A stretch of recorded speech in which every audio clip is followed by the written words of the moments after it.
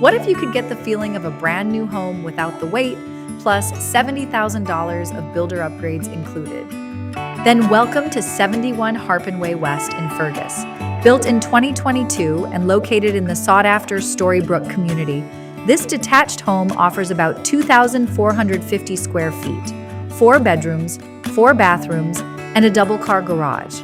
The main floor is bright, open, with upgraded finishes throughout, including dimmable pot lights, a beautiful kitchen with a large center island, and great flow into the dining and living spaces, perfect for family life or entertaining.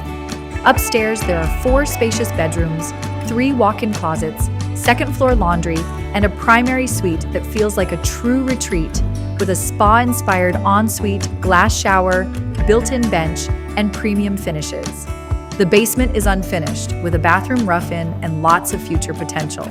Outside, the fully fenced backyard is ready for kids, pets, summer barbecues, and quiet evenings at home. And the location is a huge part of the story.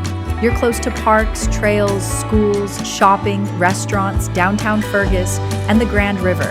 You're also about 25 minutes from Guelph, giving you small-town living without feeling completely disconnected.